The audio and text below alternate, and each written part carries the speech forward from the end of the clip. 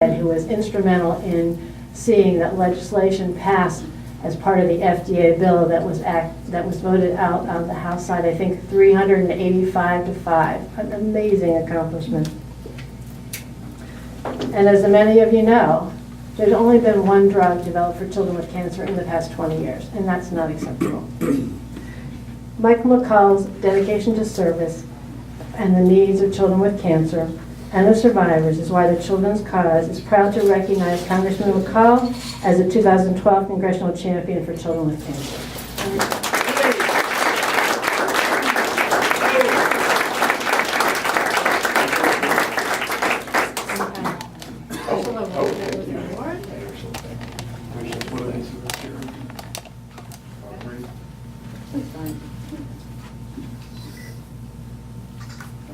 Right here.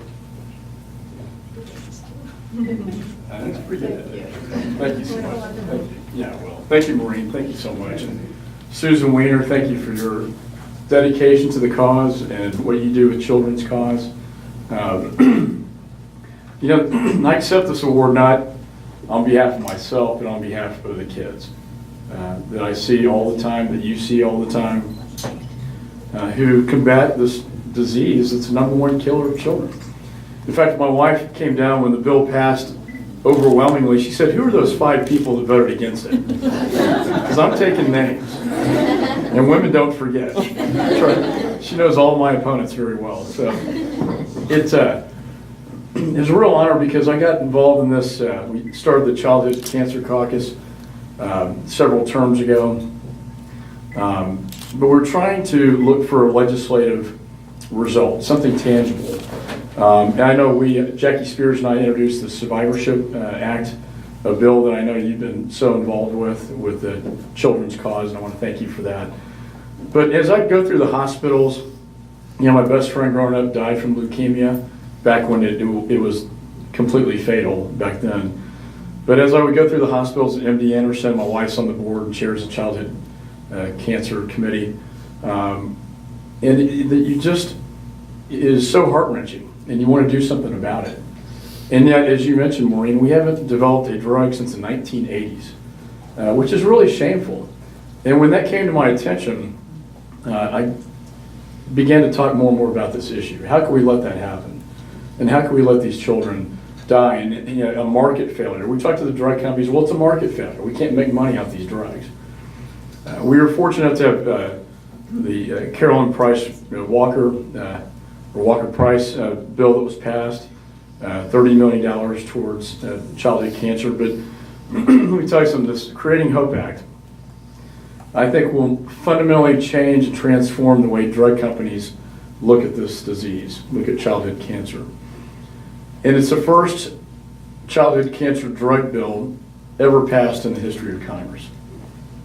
I asked you to champion this in the Senate. I talked to Senator Enzi today, who's ranking member on the Health Subcommittee.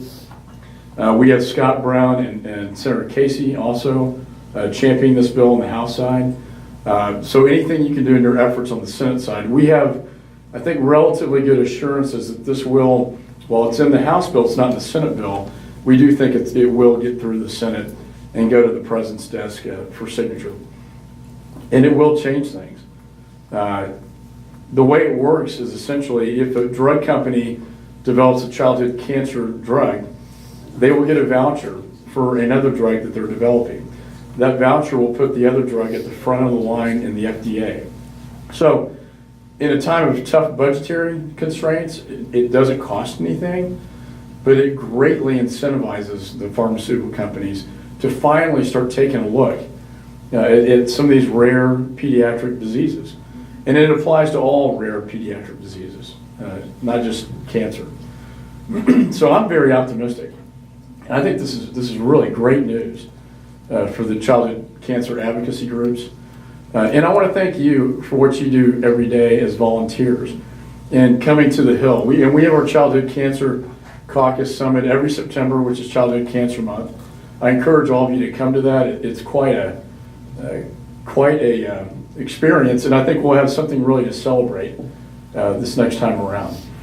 But I encourage you to do it because what you do is, again, you give these children that don't have lobbyists, that don't have the power backing behind them that a lot of these special interests have, you give them a voice. And I think the Creating Hope Act will give them a very strong voice with the pharmaceutical companies and the drug companies. And I look forward to seeing this bill pass and be signed into law by the president. I'm very, very excited about that. I just want to close by I've never seen a bill that got both Ron Paul and Nancy Pelosi to co-sponsor. And the way we did that, we weren't stupid about it. We lobbied very hard. And I went to individual offices. I think when all is said and done, we had about 185 co-sponsors. I worked this bill harder than any other bill I've ever worked in the Congress to get co-sponsors. And we took a 14-year-old, her name is Brianna, and she's a childhood cancer survivor. She's a national spokeswoman for the cause, one of the most mature 14-year-olds I've ever met in my life. And I said, you know what, I want you to introduce the bill. And so we let her introduce the bill on the House floor. I had to pretend like she was my daughter. That's the only way I could get her on the floor. So I kind of lied about it. But, and then we turned her into our secret weapon. And my wife was a secret weapon, but I think Brianna, we would introduce her to members of Congress. She said, will you please co-sponsor this childhood cancer bill? Very, very difficult to say no, particularly to a survivor. And I saw Nancy Pelosi. I said, that's a big fish. If you can get that one, we're going to be in really good shape. And sure, she said, well, I don't normally co-sponsor bills. And she looked at Brianna, she looked at me, she goes, okay, go ahead and put me down. So it was a great day. My dad always told me, as we celebrate D-Day, the invasion, he was a World War II veteran, flew on 35 missions on a B-17 over Europe, and the greatest generation. And his example, his generation's example taught me that it's important to hand down a better country and a better America to the next generation. At a time when some see the nation in decline, I remain the optimist that our best years are yet ahead. There was a poll taken out that said 60% of Americans think the American dream is not achievable. But I think we can hand down a better country to the next, and we owe it to our children. I have 5 children, including triplets. This is a lot of work, but it is very rewarding, and God forbid if one of them came down with cancer tomorrow. And when I see the kids with the needles and the pain in the hospitals, as all of y'all have, it just breaks your heart. And so we want to hand down to a new generation of Americans, a country where children will not have to suffer from this dreaded disease. And that is my goal, that one day, maybe in our lifetime, we can really eradicate this terrible disease. So I want to close with Brianna. She, her mother told her about the bill. She's in class that day. We had to write a little excuse for her to get out of school to lobby the bill on the floor. But she sent me an email, and she says, hello, Mr. McCaul. It's Brianna. My mom texted me in school today saying that the Creating Hope Act was finally passed. Woohoo! Yay! I was so excited. I literally screamed in class. I couldn't stop smiling and telling everyone about it. Thank you so much for allowing me to be a small part of this. It was really an amazing experience, and I will never forget it. I guess not many kids can say they helped to pass a bill. Can't wait to see you at the Cancer Caucus in September. Much love, Brianna.